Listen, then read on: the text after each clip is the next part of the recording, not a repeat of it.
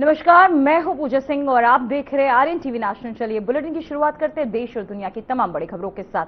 भारत और यूरोप के बीच ऐतिहासिक समझौता, पीएम मोदी ने किया एफटीए का ऐलान। तो वहीं आपको बता दें, ये समझौता बड़ा असर लेकर आएगा। पीएम ने कहा वहीं भारत यूरोप डील मदद ऑफ, आपको बता दें मदर ऑफ ऑल डील्स बताए जा रहे हैं। 140 करोड़ लोगों के लिए ऐतिहासिक पल है ये। तो वहीं आपको बता दें, भारत और यूरोपीय संघ के बीच एक ऐतिहासिक समझौता हुआ है। प्रधानमंत्री नरेंद्र मोदी ने Bharat Europe free trade agreement का ऐलान किया। वहीं प्रधानमंत्री मोदी ने इसे भारत के लिए बड़ा अवसर बताते हुए कहा कि यह समझौता आर्थिक विकास और व्यापार को नई दिशा देगा। उन्होंने इस डील को मदर ऑफ ऑल डील्स करार दिया। वहीं पीएम मोदी ने कहा कि यह समझौता 140 करोड़ भारतीयों के लिए ऐतिहासिक पल है, जिससे निवेश, रोजगार और वैश्विक व्यापार में भारत की भूमिका और मजबूत होगी। तो वहीं आपको बताते चले, बड़ी खबर सामने आ रही है, जहां 140 करोड़ लोगों के लिए बड़ा पल, जहां भारत यूरोप के बीच ऐतिहासिक समझौता, सामने पीएम मोदी ने किया एफटीए का ऐलान। साथ ही इस दौरान आपको बताते चले, भारत और यूरोप संघ के बीच एक ऐतिहासिक समझौता हुआ है। प्रधानमंत्री नरेंद्र मोदी ने Bharat Europe free trade agreement का ऐलान किया। प्रधानमंत्री मोदी ने इसे भारत के लिए बड़ा अवसर बताते हुए कहा कि समझौता आर्थिक और व्यापार को नई दिशा देगा। उन्होंने इस डील को मदर ऑफ ऑल डील्स करार दिया। साथ ही पीएम मोदी ने कहा कि यह समझौता 140 करोड़ भारतीयों के लिए ऐतिहासिक पल है, जिससे निवेश, रोजगार और वैश्विक व्यापार में भारत की भूमिका और मजबूत होगी। तो वही बताते चले, इस डील से भारत और यूरोप की दोस्ती भी और मजबूत होगी, जहां इस डील से भारत को बेहद फायदा होने वाला है।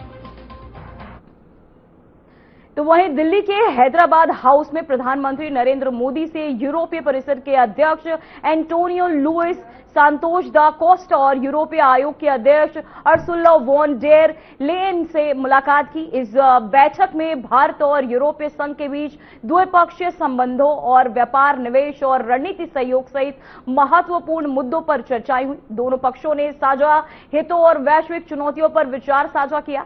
प्रधानमंत्री मोदी ने इस अवसर पर भारत यूरोपीय संघ साझेदारी को और मजबूत करने पर भी जोर दिया। बैठक के दौरान क्षेत्रीय सुरक्षा, आर्थिक सहयोग और तकनीकी साझेदारी जैसे विषयों पर भी बातचीत हुई। इस मुलाकात से भारत और यूरोपीय संघ के संबंधों में नई गहराई आने की उम्मीद जताई जा रही है।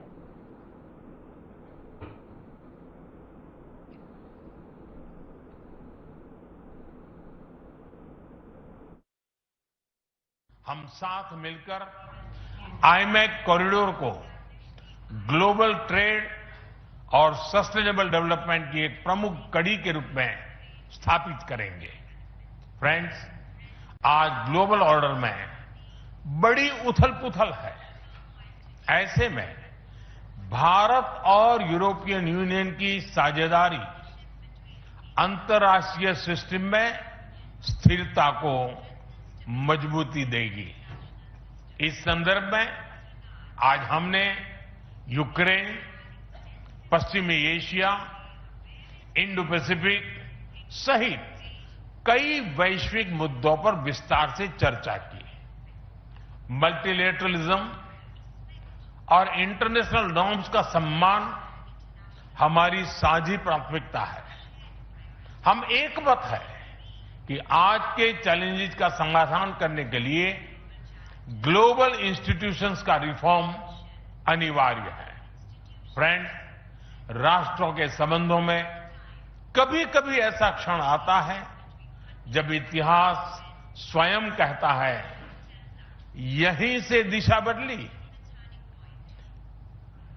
यहीं से एक नया युग शुरू हुआ। भारत की और यूरोपियन यूनियन की यह ऐतिहासिक समिट वही क्षण है। मैं एक बार फिर इस अभूतपूर्व यात्रा के लिए, भारत के प्रति आपकी मित्रता के लिए और हमारे साझा भविष्य के प्रति आपकी प्रतिबद्धता के लिए प्रेसिडेंट कोस्टा और प्रेसिडेंट फॉन डेर लायन का हार्दिक धन्यवाद करता हूं। तो वहीं राज्यसभा और लोकसभा के बजट सत्र से पहले सरकार ने सर्वदलीय बैठक आयोजित की।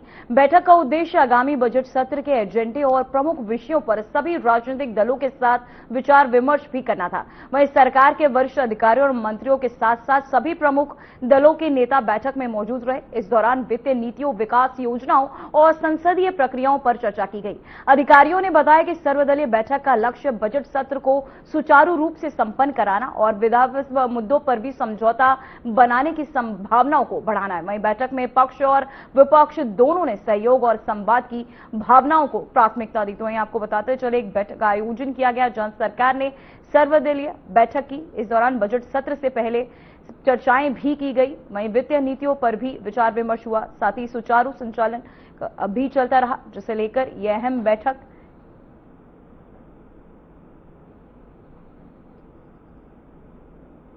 तो वहीं बजट सत्र 2026 से पहले आयोजित सर्वदलीय बैठक के बाद केंद्रीय संसदीय कार्य मंत्री किरेन रिजिजू ने सत्र की रूपरेखा साझा की। उन्होंने बताया कि बैठक में नेताओं ने कई सुझाव दिए जिन्हें सरकार ने नोट किया है।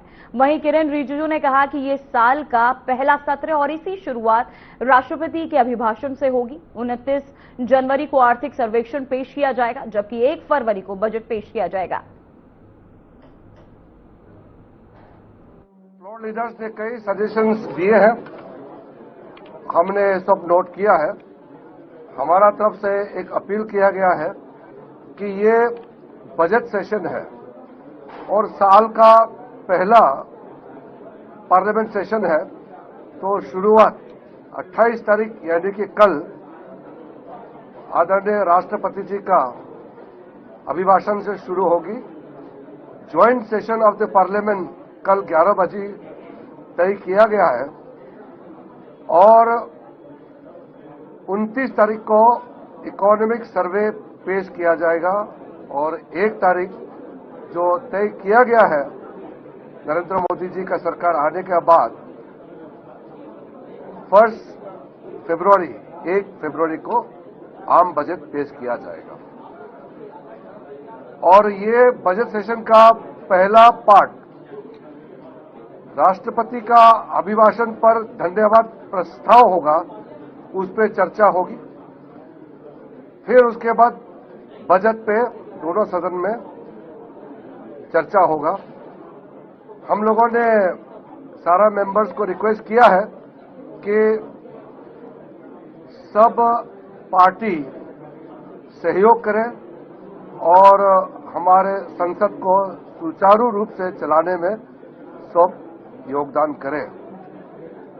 अलग अलग इश्यूज पे मत आया है। हमने कहा है कि पार्लियामेंट में हर विषय पे चर्चा अलग अलग नियम के मुताबिक होते हैं। राष्ट्रपति का अभिभाषण पर धन्यवाद प्रस्ताव होगा, उसमें बहुत सारे मुद्दे मेंबर्स रख सकते हैं। उसके बाद आम बजट पर जब चर्चा होगा तब भी पूरे मेंबर्स को फ्रीडम है कई मुद्दे पर चर्चा करके अपना बात रखने के लिए। टोटल 51 मेंबर्स और 39 पार्टीज का ये बैठक है और 39 पार्टीज का प्रतिनिधि ने अपने अपने पार्टी के तरफ से यहां बात रखा है। मैं फिर से अपील करता हूं सारे पॉलिटिकल पार्टीज के फ्लोर लीडर्स को कि हमारा भारत का लोकतंत्र दुनिया का सबसे बड़ा लोकतंत्र है। पार्लियामेंट्री डेमोक्रेसी, संसदीय परंपरा जो हम कई सालों से स्थापित करके दुनिया के सामने में दिखाते आए हैं, उसको हम बनाए रखें। और जो लोकतंत्र में हमको लोग चुन करके मेंबर ऑफ पार्लियामेंट बनाते हैं, सदन में भेजते हैं अपना बात रखने के लिए, देश के लोगों को अपना बात संसद के माध्यम से पहुंचाने के लिए, अपने अपने कॉन्स्टिट्यूएंसी के बात रखने के लिए एमपीज सदन में आते हैं। तो इसलिए हंगामा ना हो, नियम के तहत चर्चा हो और एक दूसरा का बात सुना जाए। लोकतंत्र में आपका जितना बोलने का आजादी है उतना ही आपका दायित्व है कि दूसरा का बात भी सुने। अलग अलग पार्टी के लोग, अलग अलग आइडियोलॉजी के लोग चुन के आते हैं सदन में, सबका मत में भिन्न होगा। तो वहीं रक्षा मंत्री राजनाथ सिंह ने कार्यक्रम को संबोधित करते हुए कहा कि सफलता की यात्रा में कोई भी व्यक्ति अकेला नहीं होता। उन्होंने कहा, मैं आपको याद दिलाना चाहता हूं कि इस सफर में आप अकेले नहीं हैं। ये मत सोचिए कि आपने जो कुछ हासिल किया है वो केवल आपकी व्यक्तिगत उपलब्धि है। साथ ही कहा कि हर सफलता के पीछे परिवार का धैर्य, त्याग और समर्थन होता है। उन्होंने परिवारजनों की भूमिका को महत्वपूर्ण बताते हुए कहा कि उनकी सहनशीलता और निरंतर सहयोग के बिना किसी भी उपलब्धि तक पहुंचना संभव नहीं है। साथ ही उन्होंने कहा, और आपको मैं याद दिलाना चाहता हूं कि आप इस यात्रा में अकेले नहीं हैं। यह मत सोचिएगा जो आपने किया है सब आप ही का करिश्मा है। इस यात्रा में आप अकेले नहीं हैं। इसके पीछे आपके परिवार का धैर्य। कभी कभी रात्रि के 3 बज गए, 4 बज गए, लेबोरेटरी में समय गुजर गया। कभी कभी ऐसे भी वैज्ञानिकों को मैं जानता हूं कि 2-2, 3-3 दिनों तक घर में नहीं आते। न घर वाली से भेंट हो पाती है, न घर वालों से भेंट हो पाती है। तो उनका जो सहयोग रहा है, मैं उसके लिए भी उनको धन्यवाद देना चाहता हूं। साथियों, एक तरफ यह कार्यक्रम रिकॉग्निशन का है, आप सबकी मेहनत को एक पहचान देने का है, तो दूसरी तरफ रिस्पांसिबिलिटी को समझने का भी है। और मुझे लगता है कि इसके बारे में, रिस्पांसिबिलिटी के बारे में मुझे ज्यादा बताने की कोई जरूरत नहीं है। यदि आप रिस्पांसिबल न होते तो मैं समझता हूं कि आपको यह सम्मान प्राप्त न होता। जब डीआरडीओ की जर्नी को हम देखते हैं तो हमें भारत की पूरी डिफेंस जर्नी स्वाभाविक रूप से दिख जाती है। दोनों ही जर्नीज एक जैसी रही हैं। 1958 में डीआरडीओ जब प्रारंभ हुआ तो एक छोटा सा ऑर्गेनाइजेशन था। उस समय इसके पास सिर्फ 10 लेबोरेटरीज थी, 10 लेबोरेटरीज थी। लेकिन समय के साथ बढ़ते बढ़ते अब आप देखिए कि डीआरडीओ भारत की डिफेंस कैपेबिलिटी का पूरी तरह से बैकबोन बन चुका है। साथियों, आज हम सब आप सबके जो सर्वश्रेष्ठ प्रदर्शन रहे हैं उसके लिए आप वैज्ञानिकों को सम्मानित किया है हम लोगों ने। लेकिन मुझे ऐसा लगता है कि इस समारोह को सिर्फ एक सम्मान समारोह के रूप में ही नहीं देखा जाना चाहिए, बल्कि एक ऑनरिंग सेरेमनी ही नहीं, बल्कि ग्रेटिट्यूड सेरेमनी भी है। ग्रेटिट्यूड सेरेमनी भी है, माने आभार व्यक्त करने का भी यह महोत्सव है। ग्रेटिट्यूड उन असंख्य वैज्ञानिकों और टेक्नीशियंस के प्रति है जिन्होंने कड़ी मेहनत करके आर्म फोर्सेस के अंदर एक भरोसा जगाया है, लोगों के अंदर एक विश्वास पैदा किया है। और यह भरोसा केवल वैज्ञानिकों के अंदर ही नहीं बल्कि देशवासियों के अंदर भी यह भरोसा और विश्वास आप सबने पैदा किया है। साथियों, मैं आप सभी अवार्ड विनर्स का हृदय से अभिनंदन करता हूं। और आपकी अचीवमेंट्स इंडिविजुअल सक्सेस से कहीं आगे जाती हैं। टैंक्स, मिसाइल्स, रॉकेट सिस्टम्स और एयरक्राफ्ट में यूज होने वाली टेक्नोलॉजी डेवलप करके आपने देश की सुरक्षा व्यवस्था को मजबूती लाने का काम किया है। और आपके द्वारा डेवलप की गई हर टेक्नोलॉजी, हर सिस्टम और हर सक्सेसफुल ट्रायल आगे चलकर भारत की स्ट्रेटेजिक स्ट्रेंथ का वह हिस्सा बनता है। और आपकी अचीवमेंट्स देश की सुरक्षा को मजबूती देती हैं, और केवल मजबूती ही नहीं देती हैं बल्कि भारत के आत्मविश्वास को भी बढ़ाती हैं। मैं इस अवसर पर आप सबकी फैमिली, ऐसा मत सोचिएगा केवल आप ही को मैं वो कर रहा हूं, बधाई दे रहा हूं, आपके फैमिली मेंबर्स को भी और आपके मित्र भी यदि कोई यहां आए होंगे तो उनको भी मैं अपनी तरफ से बधाई देता हूं। तो वहीं सतलुज यमुना लिंक नहर विवाद को लेकर पंजाब और हरियाणा के सीएम की बैठक के बाद ज्वाइंट प्रेस कॉन्फ्रेंस आयोजित की गई। इस कॉन्फ्रेंस में पंजाब सीएम भगवंत मान ने कहा कि दोनों राज्यों के मुख्यमंत्री, सिंचाई मंत्री और अधिकारियों की मौजूदगी में बहुत अच्छे माहौल में बातचीत हुई है। ये मुद्दा बहुत लंबे वक्त से लटक रहा है। उन्होंने कहा कि गुरुओं की वाणी हमें मार्गदर्शन कर रही है और साथ ही हरियाणा हमारा दुश्मन नहीं है, हमारा भाई है। उन्होंने कहा कि हम भाई कन्हैया जी के वारिस हैं, जिन्होंने दुश्मनों को भी पानी पिलाया था। जहां तक पानी का मसला है, आने वाले दिनों में ये पूरी दुनिया का ही मसला बनने वाला है। पानी का रखरखाव कैसे होगा, पानी कैसे बटेगा, ये मुद्दा बड़े बनने वाले हैं। तो वहीं SYL पर हुई बैठक पर हरियाणा के मुख्यमंत्री नायब सिंह सैनी ने कहा कि सुप्रीम कोर्ट के निर्देश पर हम बैठे और साथ ही सार्थक बातचीत भी हुई। इससे पहले ही CR पाटिल की अध्यक्षता में हमने बात की और वहां भी सकारात्मक बातचीत हुई है। आज भी सकारात्मक वातावरण में बात हुई है। हमने निर्णय किया है कि आने वाले समय में हमारे अधिकारी स्तर पर बातचीत होगी और जो भी निकलकर सामने आएगा वे हमारे पास आएगा। हम बैठकर उस पर आगे भी बढ़ेंगे।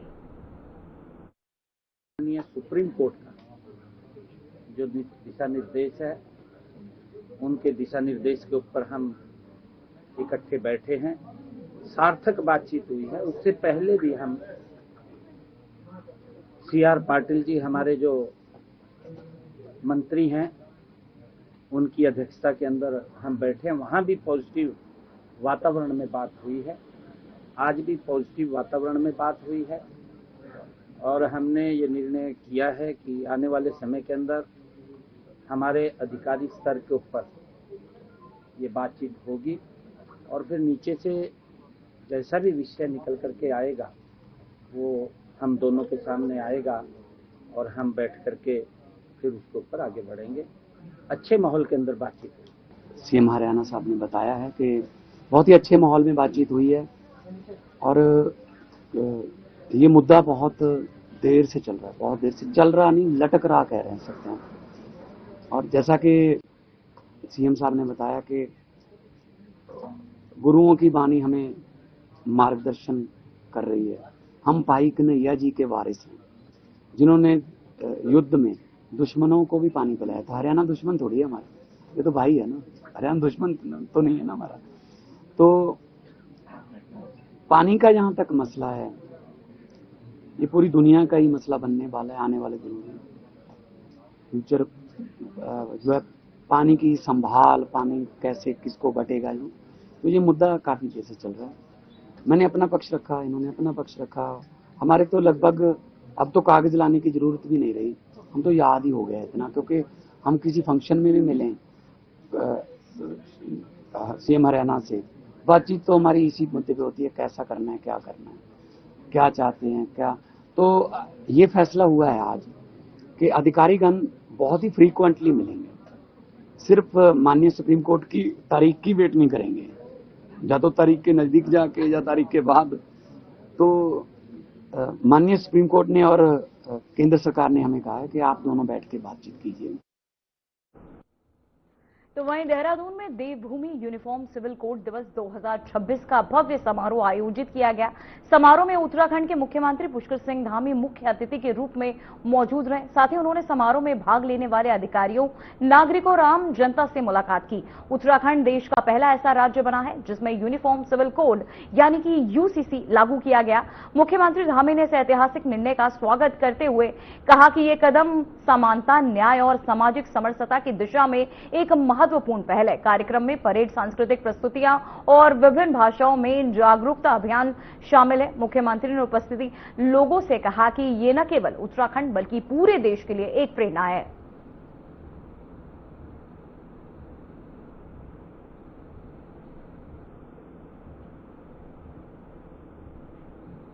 तो वहीं राज्य में बजट पेश होने से पहले मुख्यमंत्री नायब सिंह सैनी की अध्यक्षता में अहम बैठक शुरू की गई है। इस बैठक में वित्तीय योजनाओं, खर्चों और आगामी बजट की रणनीतियों पर चर्चा की जा रही है।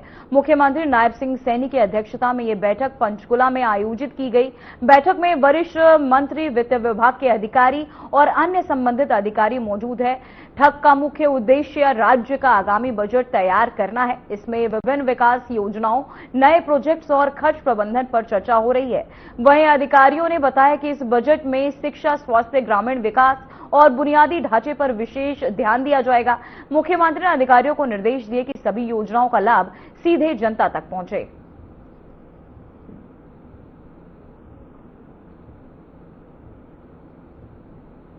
तो वहीं इलेक्ट्रॉनिक्स और सूचना प्रौद्योगिकी मंत्री अश्विनी वैष्णव ने आज सेमीकॉम इंडिया प्रोग्राम के तहत डिजाइन लिंक आपको बता दें इंसेंटिव स्कीम के तहत मंजूर की गई 23 सेमीकंडक्टर चिप डिजाइन कंपनियों के साथ महत्वपूर्ण बैठक की। इस पहल का मकसद भारत में सेमीकंडक्टर उद्योग को और मजबूत करना और इनोवेशन को बढ़ावा देना है।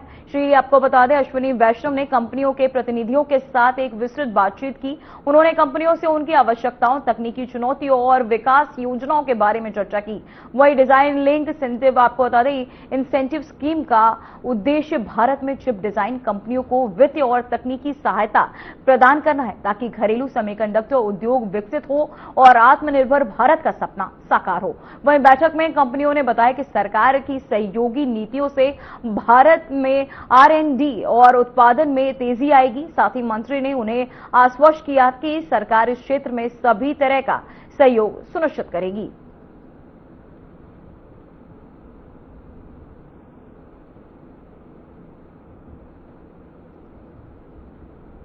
तो वहीं देश के बैंक कर्मचारियों ने अब अपनी मांगों को जोरदार से उठाना शुरू कर दिया है। जहां आपको बता दें दिल्ली, कोलकाता और गुजरात में बैंक यूनियनों और कर्मचारियों ने 5 दिन के वर्किंग वीक की मांग को लेकर विरोध प्रदर्शन किया। दिल्ली में बैंक यूनियनों में सड़कों पर उतरकर हड़ताल की। उनका मुख्य मुद्दा यह रहा कि 5 दिन का वर्किंग वीक लागू किया जाए ताकि यूनियन का कहना है कि ये कर्मचारियों की कार्यक्षमता बढ़ाने के साथ साथ संतुलित जीवन के लिए भी जरूरी। तो वहीं कोलकाता में भी इंडियन बैंक की मेन ब्रांच के बाहर बैंक कर्मचारियों ने जोरदार विरोध प्रदर्शन किया। प्रदर्शनकारियों ने बैनर और फ्लिपकार्ड लेकर अपनी मांग को गहराई से रखा और अधिकारियों से जल्द समाधान की अपील की।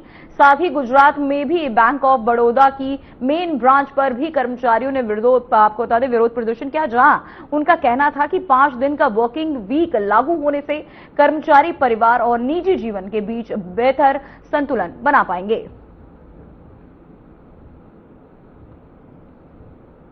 आज हम आपको लेकर चलेंगे बरेली की गलियों से सीधे प्रशासनिक गलियारे तक, जहां एक नाम चर्चा में है। नाम है सिटी मजिस्ट्रेट अलंकार अग्निहोत्री। यूजीसी के नए नियमों, धार्मिक आयोजनों और प्रशासनिक निर्णयों को लेकर उनके इस्तीफे ने शहर में हलचल मचा दी है। इस विवाद और जिम्मेदारी का क्या ये पूरा मामला देखिए हमारी इस खास रिपोर्ट में। उत्तर प्रदेश के बरेली के सिटी मजिस्ट्रेट अलंकार अग्निहोत्री का इस्तीफा इन दिनों सुर्खियों में है। अग्निहोत्री ने इस्तीफे के पीछे यूजीसी नियम और प्रयागराज में शंकराचार्य के अपमान को वजह बताया। इस बीच यूपी सरकार ने तत्काल प्रभाव से अग्निहोत्री को सस्पेंड कर दिया। सरकार ने उनके कदम को अनुशासनहीनता की श्रेणी में रखते हुए पूरे मामले की जांच बरेली मंडलायुक्त को सौंप दी है। इस बीच अग्निहोत्री ने बरेली कलेक्ट्रेट गेट पर धरना दिया, फिर प्रशासन ने कलेक्ट्रेट गेट खुलवाया तो वो अंदर गए। उनका आरोप है कि डीएम के मोबाइल पर लखनऊ से आई एक कॉल के दौरान उनके बारे में आपत्तिजनक बातें कही गई, जिनका वह जवाब चाहते हैं। सुरक्षा के मद्देनजर कलेक्ट्रेट गेट पर भारी पुलिस बल तैनात किया गया। स्थानीय खुफिया इकाई यानी कि LIU की टीम भी स्थिति पर लगातार नजर बनाए हुए है। इस प्रदर्शन को कुछ वकीलों का भी समर्थन मिला, जो मौके पर पहुंचकर उनके पक्ष में खड़े दिखाई दिए। समर्थक अग्निहोत्री जिंदाबाद जैसे नारे लगा रहे हैं, वहीं कुछ लोग कथित काला कानून वापस लो के नारे भी लगा रहे हैं।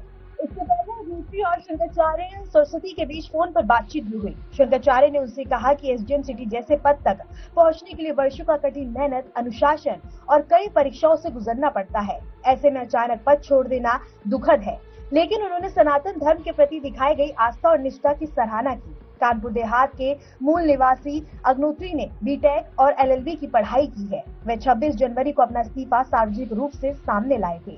उन्होंने यूजीसी के नए नियम की तुलना गॉड एक्ट जैसे दमनकारी कानून से की और प्रयागराज माघ मेले के दौरान हुई कथित घटना से गहरी पीड़ा जताई थी।